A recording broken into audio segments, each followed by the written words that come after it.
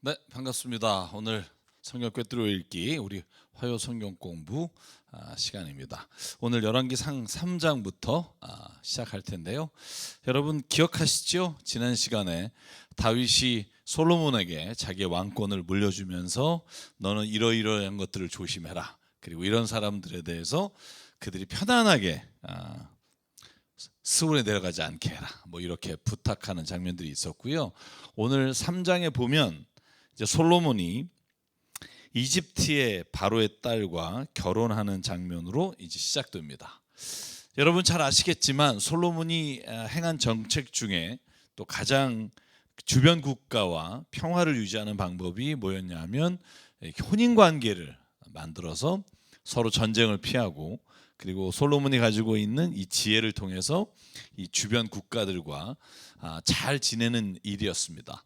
그 중에 가장 중요한 나라가 어디냐면 이집트입니다.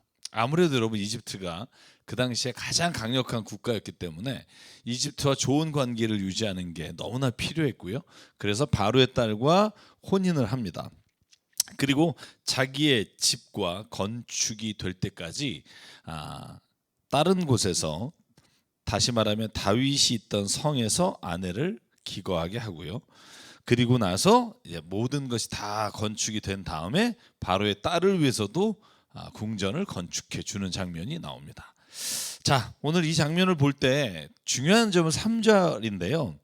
솔로몬은 주님을 사랑했습니다. 정말 여러분 그 하나님에 대한 솔로몬의 열정과 사랑은 의심할 수 없어요. 그런데 여기에 뒤에 하나 더 붙죠. 그런데 그도 여러 산당에서 제사를 드리며 분향하였다. 그러니까 다윗의 법도를 따랐으나 아쉬운 건 뭐냐하면 여러 산당에서 그가 제사를 드렸다. 근데 이게 그 하나님께만 제사를 드린 게 아니라 나중에 보면 바로의 딸 혹은 그 주변에 있었던 사람들과 혼인 관계를 맺어서 그 아내 되는 사람이 섬기는 우상들이 산당에서 제사를 드리는 걸 도와줬다는 거죠. 그래서 여러분 제가 저번에도 말씀을 드렸으나 인간의 지혜로운 것들이 때로는 가장 자기를 얽어매는 올무가 될 수 있다. 이게 전형적으로 솔로몬에게 나타나는 현상이라고 보입니다. 자, 그러면 보죠. 바로와 혼인을 맺은 다음에 이 3장에서 어떤 이야기를 하고 있냐면 하나님께서 솔로몬이 너무나 기특하니까 꿈에 나타나셔서 이렇게 묻습니다. 내가 너에게 무엇을 주기를 바라느냐? 나에게 구하여라. 야, 이거 우리 로망 아닙니까? 그 하나님이 나타나서 야 정말 너한테 뭐 주고 싶다. 뭘 줄까? 저도 이런 거 가끔 나타날까 하고 꿈을 꾸는데 뭐 아직 한 번도 뭐 이렇게 뭐 그냥 꿈이라도 꿔보고 싶은데 아직 꿔본 적은 없습니다만, 솔로몬이 이 꿈을 꿨을 때 그가 가장 하나님께 원하는 거를 이렇게 말씀드려요. 9절, 그러므로 주님의 종에게 지혜로운 마음을 주셔서 주님의 백성을 재판하고 선과 악을 분별할 수 있게 해주십시오. 제가 중간에 이제 6, 7, 8절은 뺐습니다만 요지는 그런 거예요. 분별할 수 있는 마음을 주십시오.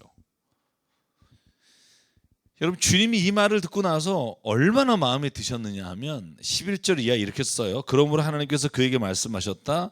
내가 스스로 생각하여 오래 사는 것이나 부유한 것이나 원수가 없는 것을 요구하지 않고 듣고서 무엇이 옳은지 분별하는 능력을 달라고 하였으니 네 말대로 너에게 지혜를 줄 텐데 전에도 없고 후에도 없는 지혜로운 사람이 되게 할 것이다.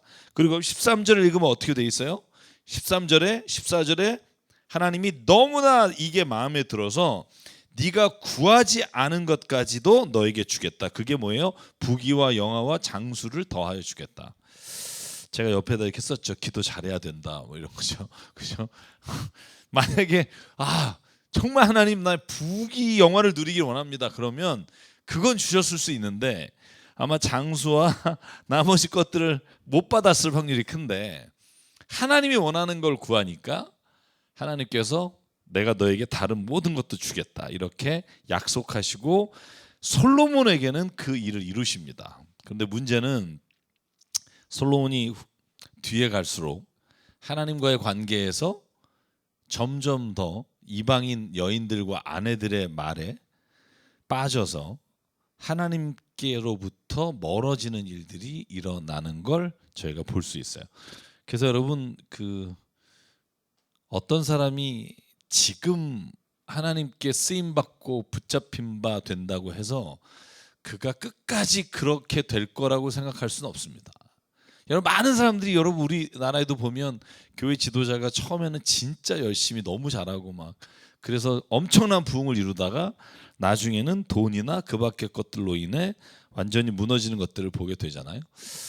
자, 그래서 솔로몬도 그런 과정들을 어떻게 거치는지 한번 보게 되고요. 3장 이제 뒷부분에 보면 솔로몬이 지혜를 가지고 진짜 엄마가 누군지를 이제 구별해내는 이야기가 나옵니다. 여러분, 이건 아마 주일학교 때 한 번쯤은 다 들어보고 교회를 안 다녀도 여러분 지혜로운 솔로몬 그래서 들어본 이야기입니다만, 이 이야기의 초점은 뭐냐 하면 솔로몬이 진짜 엄마가 누군지를 구분해냈다 하는 것에 초점이 있긴 합니다만, 그런데 저는 이 말씀을 통해서 우리가 깨달아야 할 것 중에 하나가 뭐냐 하면 지혜라는 것이 지식과 얼마나 다른지에 대한 것이라고 생각해요. 여러분 한번 보실래요? 그 두 창녀라고 이제 성경에 나와 있으니까 두 창녀가 서로 자녀가 있었는데 서로 그 아들을 데리고 자다가 한 아이가 죽은 거예요. 그러니까 이 아이가 죽은 엄마가 다른 아이를 데려다가 자기 아들이라고 우기는 거죠. 그러니까 솔로몬에게 가서 우리 진짜 엄마가 누군지 좀 밝혀달라 그랬더니 솔로몬이 뭐라 그래요? 너희 아들이니? 둘 다 이렇게 우기니까 할 수 없다. 그러면 네 아들 반쪽으로 나눠서 반씩 나눠 가져라. 여러분, 근데 이게 말이 돼요? 아니, 이게 말이 되냐고. 여러분, 예를 들어서 이건 말이 된다고 칩시다. 그러면 진짜 가짜 엄마가 반 자릅시다. 이런 저는 내가 어렸을 때 순진할 때 막 이게 와 이렇게 생각했는데, 어느 미친 엄마가 예를 들어서 자기가 나 범죄자예요 이렇게 말하는 거지 반 자릅시다 이렇게 한 엄마가 했단 말이에요. 어떤 엄마 아니에요, 이 아들을 차라리 저 사람을 주세요 뭐 이렇게 얘기했다는데 그렇게 감동적이지 않아요, 저는 요즘 볼 때. 왜냐하면 이 엄마가 진짜 자기가 감옥 가고 싶지 않다면 이렇게 말을 했을 리가 있을까. 그래서 저는 이 안에 무슨 다른 의미가 있나 진짜 많이 생각해 봤는데 잘 모르겠어요. 그러니까 이 말이 정말 그냥 솔로몬의 어떤 면을 보여주기 위해서 이 말을 이곳에 뒀는지 사실은 쉽지 않은데, 저는 이 본문을 통해서 뭘 생각하고 싶냐면 우리 사회가 지식은 너무나 많아지고 있어요.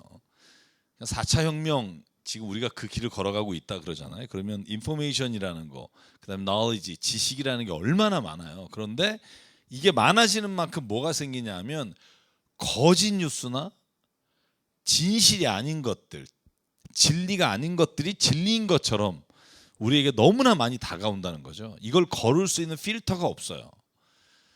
그래서 저는 이 거를 수 있는 필터가 뭘까? 성경이 말하는 건 지혜라는 거죠. 제가 여기 질문을 던졌어요. 그럼 지혜가 뭘까요? 지식과 지혜를 구분한다면 여러분이 예를 들면 어떤 걸 예를 들 수 있을까요? 지식과 지혜의 예를. 제가 여러분에게 질문한 거예요. 여러분이 혼자 생각해 보시면 돼요. 네. 여러분, 세상에 똑똑한 사람은 많아요. 그런데 그 똑똑한 것 때문에 싸움이 일어나고 다툼이 일어나요. 왜냐하면 서로가 아는 지식이 충돌하기 때문에. 지혜는 뭘까요? 무엇을 아는 게 아니라 아는 것만큼 그 사람이 삶에서 그걸 실천해 나갈 수 있는 사람과 사람 사이에서 관용하는 마음이 필요하다는 거예요. 그래서 지식이 없는 게 뭘까? 관용이 없다면 지혜는 뭐가 있을까? 관용이 있다는 거예요. 여러분, 우리가 보통 톨레랑스라고 하잖아요. 우리가 다른 사람이 가지고 있는 입장과 생각을 이해하려는 마음. 저는 그게 지혜라는 것에 포함되어 있는 의미라고 생각해요. 그러니까 단순히 우리가 뭘 안다 이게 아니라 뭘 아는데 내가 아는 만큼 다른 사람이 아는 것을 서로 존중해 주는 마음. 저는 이게 지혜의 근본이라고 생각해요. 그래서 저는 오늘 솔로몬 이야기를 하지만 오늘 이 안에 있는 깊은 메시지를 보면 우리가 지금 필요한 건 지혜로운 사람이다. 교회에 지식이 많은 사람, 성경을 많이 아는 사람, 세상의 법을 많이 아는 사람, 뭐 세상의 온갖 것을 많이 아는 사람이 많다고 해서 교회가 평안하고 교회가 하나님의 은혜가 넘치지 않아요. 어떨 때 은혜가 넘치냐면 그 자기가 알고 있는 지식과 성경 말씀이 다른 사람의 생명을 살리는 관용이 있을 때 그때 지혜로운 사람으로 인해 교회가 평안하게 되고 은혜롭게 되는 거예요. 그래서 저는 교인들은 똑똑한 사람이 아니라 지혜로운 사람이 되기를 소망합니다. 지혜로운 사람, 지혜로운 목자. 저는 그것이 아마 솔로몬이 가지고 있었던 하나님이 주신 가장 특별한 은혜가 아닌가 생각하고요. 자, 4장으로 넘어가죠. 4장에 보면 솔로몬이 통치할 때 같이 했던 사람들의 이름들이 쫙 나옵니다. 자, 제가 한번 그냥 이렇게 노란색으로 해봤어요. 제가 중간에 안 한 사람도 있어요. 뭐 여러분이 특별히 알 뭐 이유가 없거나 아니면 뭐 제가 강조할 이유가 없기 때문에 몇 사람만 보죠. 사독의 아들 아사랴라는 사람이 제사장이었어요. 여러분 여기에는 사독과 아비아달이 제사장이라고 돼 있으나 아비아달은 누구한테 갔죠? 누구한테 갔죠? 아도니아에게 갔죠. 요압과 같이. 그래갖고 이 사람은 뭐가 되죠? 박탈되죠. 파면되잖아요. 요압은 죽고. 그래서 아마 그냥 이름은 올라 있으나 중요한 건 제가 볼 때 사독의 아들 아사랴가 제사장이었고 엘리호렙과 아히야는 서기관이었고 여호사밧은 역사기록관이었고 분하야가 군사령관이었다. 제가 분하야 말씀드렸어요.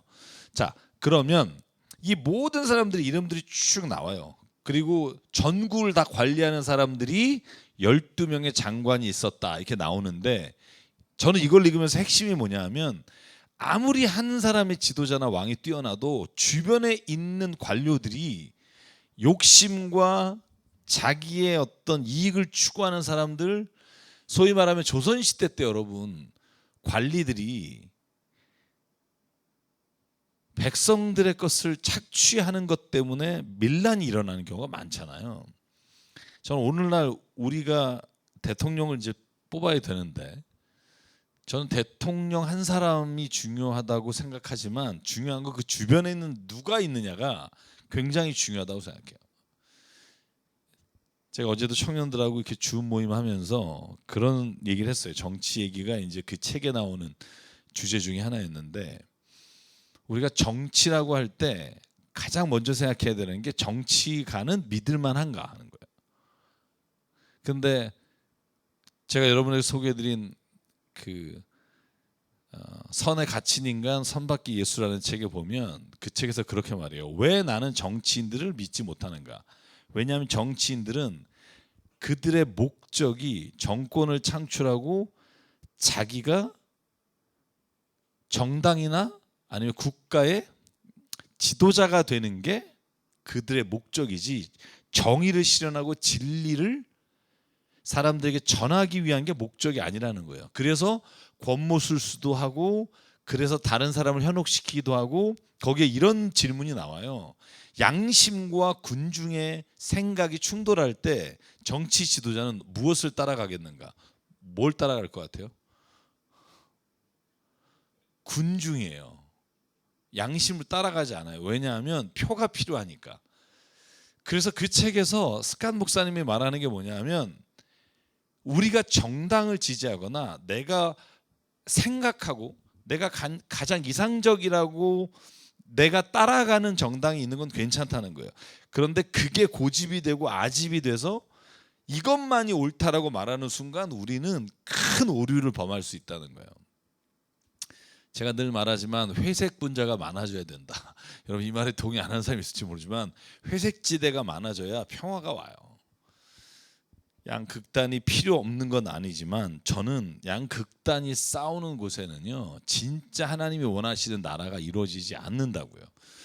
그래서 저는 오늘 이 솔로몬의 함께한 사람들 명단을 4장에 길게 쓴 걸 보면서 옆에 누가 있었느냐가 사실은 한 왕이 한 나라를 다스릴 때 어떤 결과를 가져올 수 있느냐를 잘 보여줄 수 있다라는 거고 여러분 그걸 특별히 주의해서 투표하시기 바랍니다.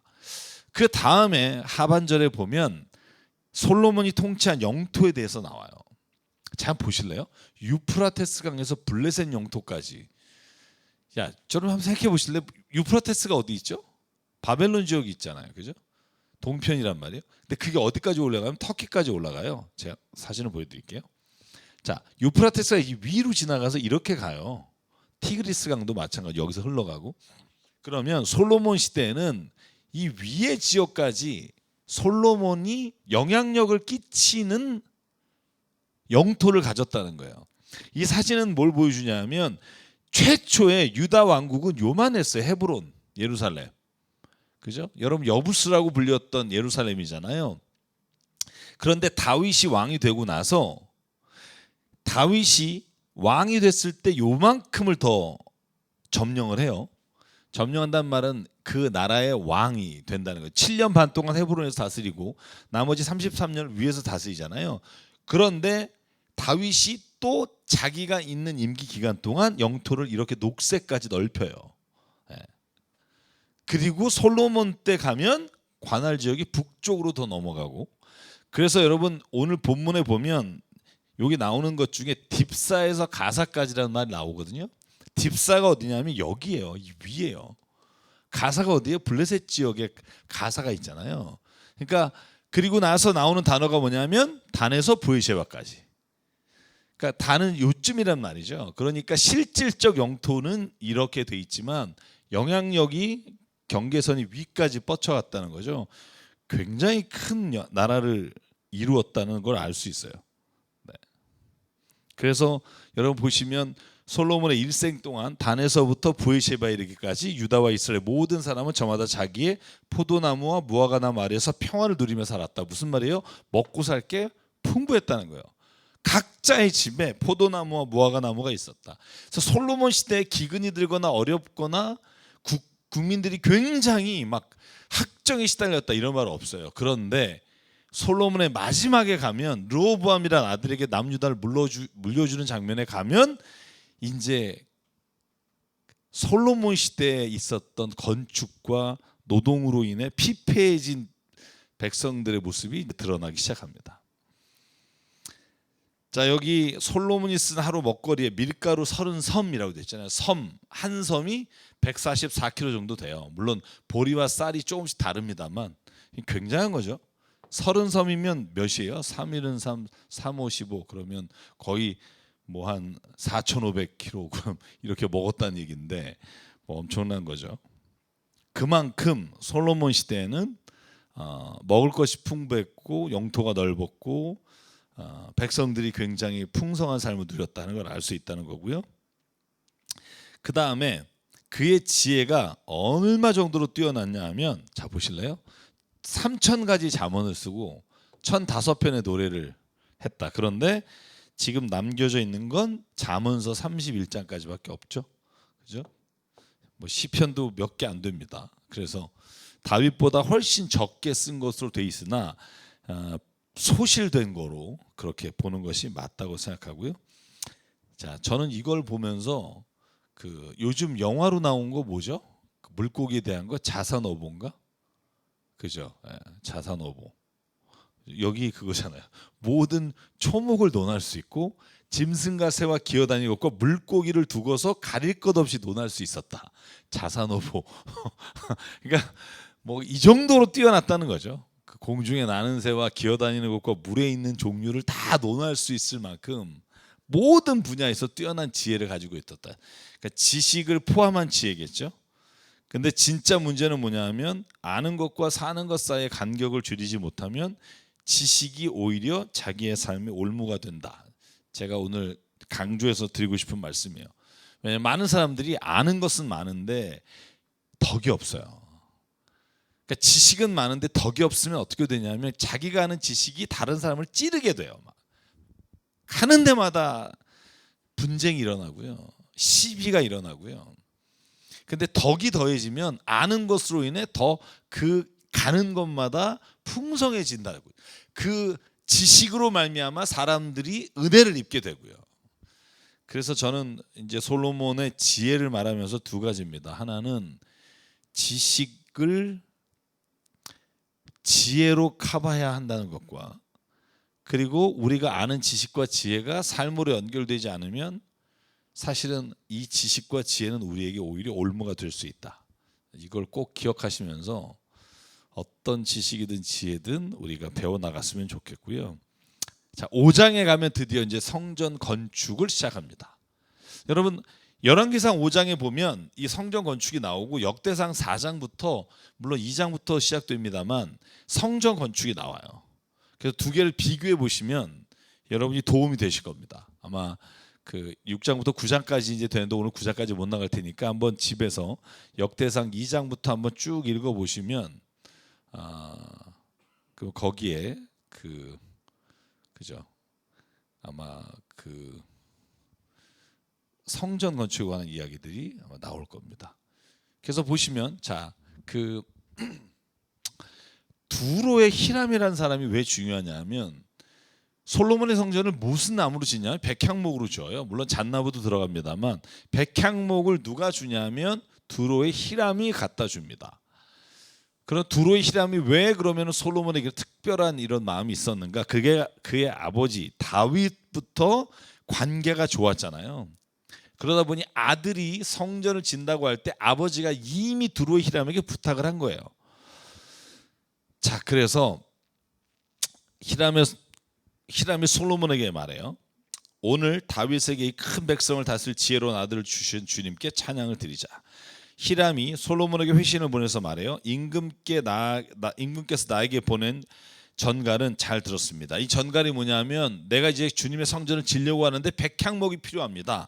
그랬더니 백향목뿐만 아니라 잣나무도 원하는 대로 드리겠습니다. 8절이고요. 9절 나의 종들이 레바논에서부터 바다에까지 나무를 운반하고 바다에 뗏목을 띄워 임금님께 나가서 말씀하신 곳까지 보내고 그곳에서 그 나무를 풀어놓을 것입니다. 그러면 임금께서는 끌어올리기만 하시면 됩니다. 얼마나 적극적이에요. 자기 성전 짓는 것 같이. 그래서 10절 히람은 백향목 제목과 잣나무를 솔로몬이 원하는 대로 다 보내주었다. 이렇게 되어 있습니다. 자, 솔로몬이 성전을 짓기를 소망했죠. 물론 가장 갈망한 건 다윗이에요. 그런데 하나님께서 다윗 때 허락 안 하시고 솔로몬에게 짓게 하셔서 솔로몬을 지으려고 꿈을 꿨어요. 그러니까 솔로몬이 꾼 그 꿈을 옆에 있는 사람들이 같이 꾸고 그리고 그 꿈이 소망이 되는 거죠. 자, 그래서 오늘 이 솔로몬이 성전 짓는 과정에서 저는 교회에서 하나님이 주시는 메시지가 있다고 봐요. 그게 뭐냐면 우리가 누군가가 하나님의 뜻을 품고 꿈을 꾸면 그 꿈이 한 사람의 꿈으로 끝나지 않고 다른 옆에 있는 사람이 같이 꿈을 꾸고 그 꿈이 하나님의 역사를 이루어가는 소망이 된다는 거죠. 그래서 꿈을 꾸십시오. 그러니까 저는 저희 교회가 꾸는 꿈이 있잖아요. 우리 교회가 어떤 큰 무엇을 이루는 게 아니라 우리 교회가 정말 이 땅에 정말 도움이 필요하고 그리고 누군가가 우리의 보살핌이 필요한 곳에 우리가 쓰임을 받기 원한다라고 하는 꿈을 꾸잖아요. 그 꿈을 꾸니까 그 꿈 안에 사람이 이루어가시는 걸 보게 되잖아요. 저는 이 솔로몬의 성전 건축 과정이 그와 같다고 생각해요. 다윗이 꿈꿨죠. 그리고 그 꿈이 솔로몬에게 왔고 솔로몬의 꿈이 두로의 히람에게 갔고 그래서 온 이스라엘 백성이 이 일을 위해 협력합니다. 좀 이따가 이제 거기에 동원된 사람들의 숫자가 나오는데 자, 그럼 성전 건축에 동원된 사람들이 얼마나 많았을까요? 한번 보실래요? 자, 히람이 백향목을 보내주는데 1년씩 교대로 가서 그 두로라고 하는 곳에 가서 한 달에 10,000명씩 번갈아 가면서 레바논에서 일을 했어요. 그리고 2달은 본국에서 일하고 세 팀으로 나눈 거예요. 그러니까 3만 명이니까 10,000명씩 한 달은 두로 레바논에 가서 일하고 2달은 국내에서 일하고 이렇게 서로가 교대하면서 일한 사람이 3만 명. 그 다음에 짐을 운반하는 사람이 7만 명, 채석하는 사람이 8만 명이에요. 이거 엄청난 숫자죠. 책임자만 해도 3,300명. 근데 여러분 역대상을 읽어보면 책임자가 3,600명으로 나와요. 그래서 제가 그 나중에 역대상 할 때 이야기를 좀 드릴 텐데 어쨌든 이 어마어마한 숫자, 여러분 이게 왜 어마어마하냐면 그 당시에 전국의 장정 인구가 몇 명이에요? 60만 뭐 이랬잖아요. 사실은 그거보다 더 적다고 보기도 하는데, 그런데 여기에 지금 동원된 사람이 20만, 그러니까 15만, 16, 17, 18 거의 20만 명이란 말이에요. 엄청난 거죠. 3분의 1이 노역하는 거예요 지금. 그러니까 이게 보통이래. 이걸 몇 년 해요? 7년 한단 말이에요. 성전 짓는 데만. 그런데 솔로몬이 자기의 궁전을 짓는데 13년 져요. 성전보다 훨씬 커요. 그러니 20년 동안을, 솔로몬 통치 40년 중에 20년을 건물만 지은 거예요. 사람들이. 태평성대를 이뤘으나 여러분 얼마나 생각해보세요. 여러분 20년 동안 저기 시청 지라 그러면 짜증 안 나겠어요? 시청 짓고 뭐 저기 청와대 져라 그러면 여러분 그게 하루 이틀이지. 그런데다가 여러분 그게만 20년이죠. 바로의 딸을 위해서 궁전 진 거. 그다음에 여러분 그 가면 마사다 쪽에 가도 솔로몬의 휴양지가 있단 말이에요. 이제 이런 것들까지 합치면 내가 볼 때 40년 내내 공사한 거예요. 그러니까 르호보암이 아들이 왕이 됐을 때 가서 나이 많은 사람들이 부탁하잖아요. 제발 이제 공사 좀 안 하고 세금 좀 안 걷겠다고 약속하면 따르겠다. 그랬더니 이것들이 아직 정신을 못 차리네. 세금을 2배로 올려라. 뭐 이러니까 여로보암을 10지파가 따라가는 거죠. 그래서 저는 제가 늘 그 생각하죠. 잘할 때, 잘 될 때 조심해야 된다. 그래서 솔로몬이 너무 잘 되니까 그 잘 된 것을 배경으로 자기를 상징하는 것들을 세우려고 하다가 사실은 나중에 아들 때부터 벌써 정권이 작살이 나죠. 자, 노동력을 동원해서 그 일을 이뤘으나 아들 때 가서 이 노동력으로 인해 사실은 나라가 분열됩니다. 자, 그리고 6장으로 넘어가 볼게요. 자, 6장에 가면 성전을 짓기 시작해요. 왕이 된 지 4년째. 그래서 11년째 맞춰요. 자, 솔로몬이 성전을 짓는데 그 길이가 어떻게 되냐면 60자. 60자면은 그러면 6, 5, 15 한 그 몇 메타 되는 거죠? 50cm가 60이니까 150m네요. 그죠? 그러면 너비가 20자. 그러면 2, 5, 10. 그죠? 제가 지금 맞죠? 5, 6에 30, 30m죠. 5, 6에 30. 그다음에 20자, 2, 5, 10, 10m. 30m, 10m. 높이가 15m. 그죠? 그렇게 되네요. 여러분 하여간 뭐 45일 수도 있고 센티미터로, 왜냐면 여기부터 여기까지니까 50으로 해도 되고. 그래서 나오는 책마다 다른 이유는 45cm로 보느냐 50cm로 보느냐 차이가 있는데, 제가 왜 이걸 지금 여기서 얘기 드리냐면 솔로몬이 지은 왕궁은요 길이가 100자예요. 그리고 너비가 60자예요. 그러니까 100자면은 50m예요. 성전의 거의 2배 길이란 말이죠. 30m고 50m니까. 그러니까 얼마나 오래 걸렸겠어요. 그러니까 이따가 나오니까 보죠. 자, 이렇게 졌어요. 그런데 잘 보세요. 솔로몬이 성전의 설계도를 가지고 있었나요? 솔로몬이 설계도를 받은 게 아니라 설계도를 누가 줬죠? 아버지가 줬어요. 역대상 28장에 보면, 제가 역대하군요. 성전 건축이 역대하 2장부터 나옵니다. 자, 역대상 28장에 솔로몬에게 다윗이 이렇게 말해요. 이 도면대로 그려라. 이건 하나님이 나에게 말씀하신 것이다 라고 솔로몬에게 물려줘요. 그리고 솔로몬에게 뭐만 모두 물려줘요. 자기 전 재산을 다 물려주잖아요. 그래서 다윗이 낸 성전 건축헌금이 국민이 낸 전체 헌금하고 비슷하거나 더 많다라고 우리가 추정할 수 있을 정도의 그 다윗이 성전에 대한 열망이 얼마나 컸는지를 알 수 있고. 자, 그래서 그 설계대로 성전을 짓습니다. 저는 특이한 게 뭐냐면 성막과 거의 비슷한 구조를 가지고 있어요. 그러니까 성소와 지성소로 나눠져 있고 그 안에 지성소 안에는 하나님의 법궤가 있고 이런 건 비슷한데 다락을 져요. 다락. 자, 그림을 보여드리는 게 나을 것 같다. 네. 그 성전을 보면 이렇게 보죠. 여기에 보면 이 위에 다락을 져요. 그래서 다락에 대한 얘기가 여기에 나옵니다. 자, 그리고 사방에 골방을 만들었다. 성전의 벽 곧 본당 양옆 뒤로는 쭉 돌아가면서 3층으로 다락을 만들었다. 그래서 이렇게 회전으로 이렇게 올라가게끔 돼 있다고 구조가 나와 있습니다. 근데 여러분 그거 아시죠? 자, 여러분에게 약간 실망스러운 얘기 해드릴게요. 지금 제가 보여드린 이 성전 사진들, 이게 존재한 것을 본 사람이 있을까요? 아무도 없습니다. 이거 상상도예요. 아니, 다 허물어졌다니까. 지금 뭐 통곡의 벽이요? 그거요. 헤롯 대왕이 진 성전 서쪽 벽이지, 솔로몬이 진 벽은 아예 쑥대밭이 돼서 586년에 완전히 멸망했어요. 그 다음에 헤롯이 다시 짓잖아요. 물론 바벨론 포로에서 돌아와서 그 성전을 뒷산에 있는 나무로 짓죠. 학개서를 보면. 근데 그것도 여러분 그 무너져서 헤롯이 다시 세운단 말이에요. 그 다음에 서쪽 벽만 남아 있는 것도 그러니까 사실 솔로몬의 벽이 아니에요. 아무도 몰라요. 지금 여기에 써 있는 대로 상상도를 그린 거예요. 이건 제가 하는 말이 아니라 여러분이 신뢰해도 괜찮은 김진산 목사님이 하신 말씀이에요. 이것도 상상도다. 어느 누구도 이걸 본 사람이 없다. 그러니까 우리가 좀 그 부분에 대해서 조금, 그래서 여러분 이건 맞고 이거 진짜다 이런 그림이 없어요. 그걸 기억하시면 좋겠고, 그리고 나서 주님이 솔로몬에게 말해요. 7년 동안 성전을 잘 졌다. 13절, 나는 이스라엘 자손과 더불어 그들 가운데서 함께 살겠고 내 백성 이스라엘을 결코 버리지 않겠다.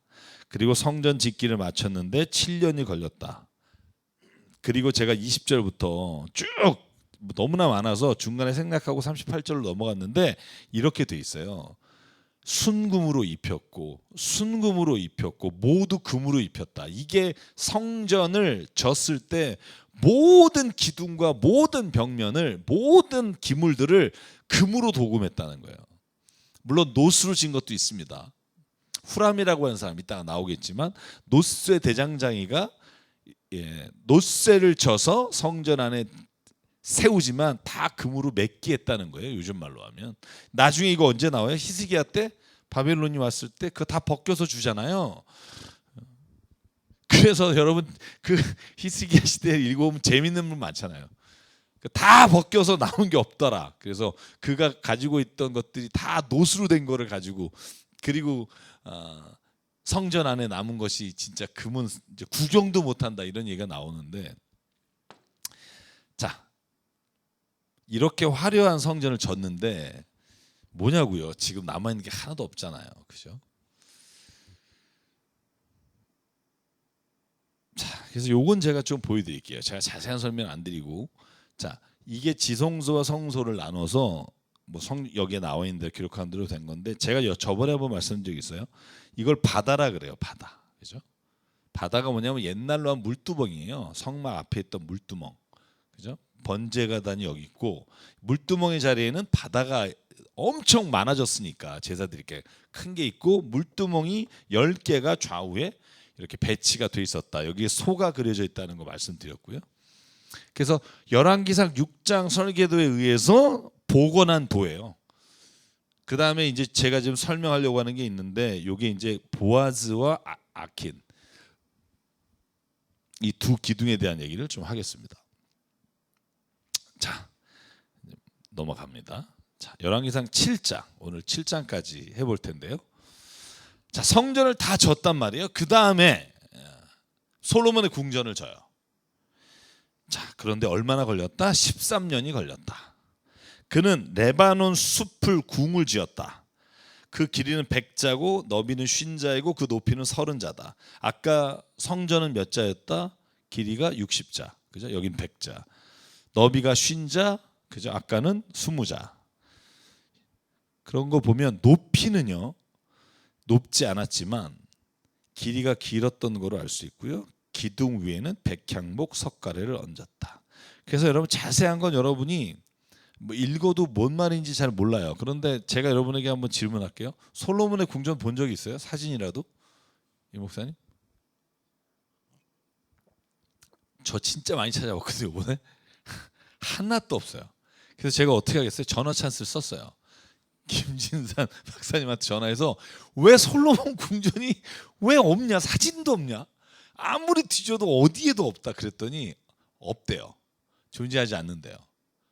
왜 존재하지 않니 그랬더니 한 번도 본 사람이 없어요. 지금 이스라엘 사람도 본 적이 없어요. 그럼 거기에 있는 대로 성전처럼 자세하게 나와 있지 않아서 어떤 모습이었는지도 잘 모르는 거예요. 그러면 여러분 이런 질문이 나와요. 그럼 솔로몬의 성전은 어디에 있었니? 예를 들면 예루살렘 성전은 지금 서쪽 벽이 있는 통곡의 벽이 있는 데가 예루살렘 성전이었잖아요. 그러면 솔로몬의 궁도 예루살렘 옆이었단 말이에요. 그럼 어디냐? 그랬더니 모른대요. 근데 추정을 한대요. 뭘 추정하냐 하면 마구간이 발견된 곳이 있어요. 그게 여러분 사원이에요. 사원. 엘라 사원이라는 건데 이게 어디에 있는 거냐면 여러분 우리가 아는 건 왜 그 골든 게이트 있잖아요. 그거만 알지, 그죠? 그 금으로 된 제가 이거 전면도 보여드릴게요. 이거 우리 것만 알잖아요. 감남산에서 바라본 거예요. 감남산 바라보면 요거 아는데 지금 이 사원이 어디 있냐면 여기 있는 거예요. 그러니까 여기로 왜 추정하냐 하면 여기에서 마구간이 발견됐대요. 그런데 마사다나 솔로몬의 궁전이 있던 곳에는 반드시 마구간이 있었대요. 큰 규모의. 그래서 여기가 마구간이 발견된 게 오래되지 않았고요. 그래서 아마 솔로몬의 궁전은 여기에 있었는데 언제 파괴됐다고요? 바벨론이 쳐들어와서 예루살렘 성전을 완전히 무너뜨릴 때 그때 솔로몬 궁전도 아예 다 완전히 무너졌다. 이렇게 보시면 돼요. 그 비참한 장면들이 나오잖아요. 아이들을 서로 가위바위보해서 가위바위보했는지 모르겠습니다만 제비뽑기에서 서로가 교대로 그냥 그걸로 연명하던 이런 그 고통 속에서 완전히 무너진 그게 솔로몬의 궁전입니다. 그래서 제가 여기에 이걸 써놨죠. 마태복음 6장 29절. 예수께서 뭐라 그래요? 온갖 영화로 차려 입은 솔로몬도 이 꽃 하나와 같이 잘 입지 못하였다. 그런 말 나오잖아요. 하늘을 나는 새도 먹이는데 길쌈도 안 하는데 하물며 너희를 먹이지 않겠느냐. 그리고 예수께서 하신 말씀이에요. 그렇게 화려한 솔로몬, 야 그 옷 궁전 어디 갔니? 이 꽃 하나만도 못하지 않니? 그죠?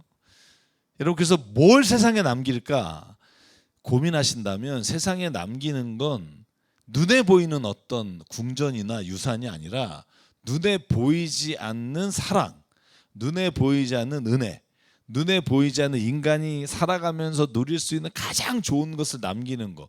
저는 이게 우리 기독교인이 해야 될 가장 중요한 일이라고 믿습니다. 그래서 오늘 솔로몬이 왕궁을 건축하지만 이 궁전은 지금 어디 있는지도 모르고 어떻게 생겼는지도 사실 저희가 잘 알 수 없다. 그렇게만 알면 될 것 같고요. 그리고 나서 궁전의 재판정이라고 하는 것이 소개가 돼요. 옥좌실, 재판정. 여기서 아마 솔로몬이 판정을 했을 것이다. 그리고는 그 옆에 뭘 졌냐? 요거 8절을 보려고 해요. 또 솔로몬은 이것과 같은 궁전을 그가 결혼하여 아내로 맞아들인 바로의 딸에게도 지어 주었다. 자, 자기 궁전 줘요, 성전 줘요, 바로 딸 줘줘요, 암논 부인 줘줘요. 그러면 그 짓다 보면 이제 그가 한 게 뭘까? 40년 동안 궁전 진 거죠. 잘 될 때 조심해라. 제가 여기 썼네요. 네. 무분별한 궁전을 진 것으로 인해 나라가 분열되는 거죠. 그러니까 그 당시에는 얼마나 화려했겠어요. 자랑스럽고.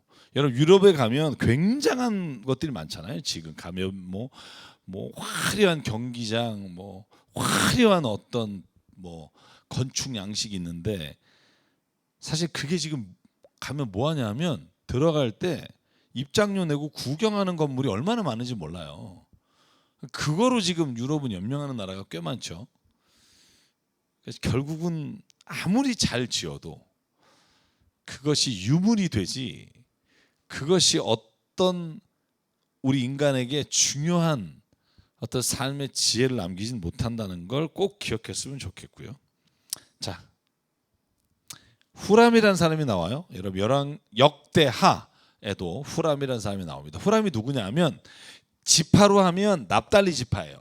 이 후람이 노스의 대장장이에요. 그래가지고 성전에 들어가는 노스의 기물들을 다 만들었단 말이에요. 그다음에 금메기를 했지만, 자, 이 사람이 아빠는 누구냐 하면 아빠는 두로 사람이에요. 엄마는 납달리 지파예요. 자, 여러분, 이스라엘은 엄마 따라가요, 아빠 따라가요? 엄마 따라갑니다. 엄마가 유대 지파면, 엄마가 납달리 지파면 자식도 납달리 지파예요. 근데 두로 사람이랑 결혼한 거예요. 그래서 후람은 어디에 있었냐 하면, 역대하를 읽어보면 후람은 원래 두로에서 살았어요. 레바논에서. 노스의 대장자, 유명한 사람. 그런데 그가 두로의 히람이 솔로몬이 건축을 한다니까 보내준 거예요. 그래서 이스라엘 유다 땅에 와서 성전 건축을 한 사람이 후람이에요. 그래서 후람이 가장 거대하게 세운 게 뭐냐면, 물론 성전을 건축하는 것에 있어 공을 세우지만 두 기둥이에요. 오른쪽 기둥을 야킨이라고 부르고 왼쪽 기둥을 보아스라고 불렀다. 야긴의 뜻은 그가 세우실 것이다. 보아스는 그에게 능력이 있다.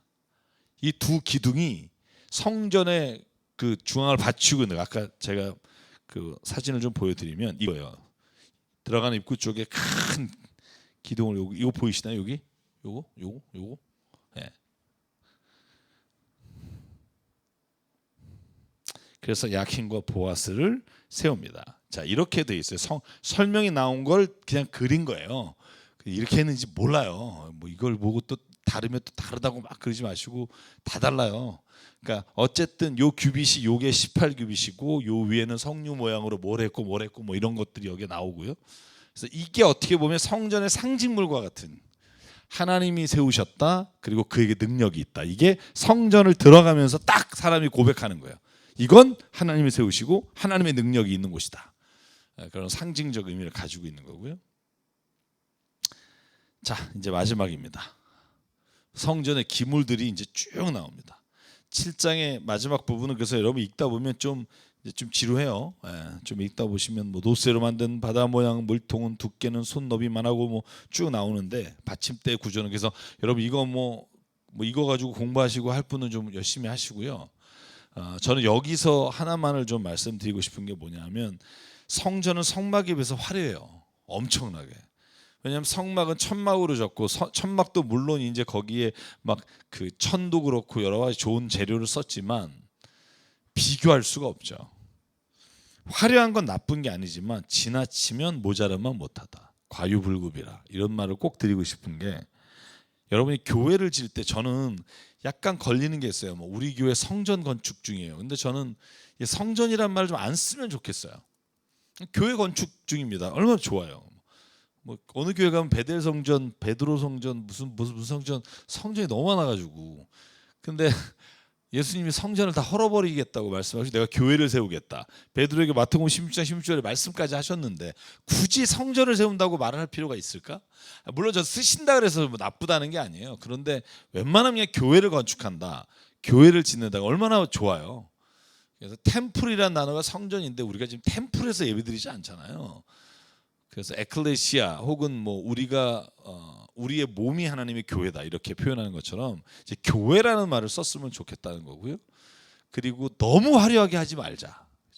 역사에 남을 만한 랜드마크를 짓겠다 뭐 이런 생각 좀 하지 마시고, 저는 좀 우리가 주변의 사람과 아니면 우리 교회에 출석하는 분들과 또 세상 사람들이 봤을 때 어느 정도의 어떤 불필요하지 않은 정도, 그런 정도의 건축을 하셨으면 좋겠다고 생각해요. 이 근방에도 교회들이 몇 천억 몇백억짜리가 많은데 결국 솔로몬의 궁전 혹은 성전처럼 될 것 같아요. 그래서 제가 오늘 여기까지 말씀을 전하면서 그런 생각합니다. 우리 너무 지나치지 맙시다.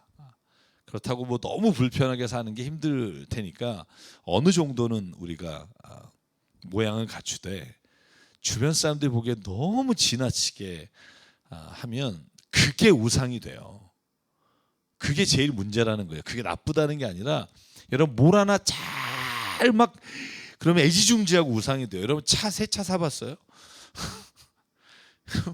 뭐 흔차는 그냥 뭐 이렇게 하고 누가 뭐 부딪히고 지나가도 많이 뭐 됐어 이러다가 여러분 새 차 사면 달라져요. 기스나면 이렇게 닦게 되고 막 그죠?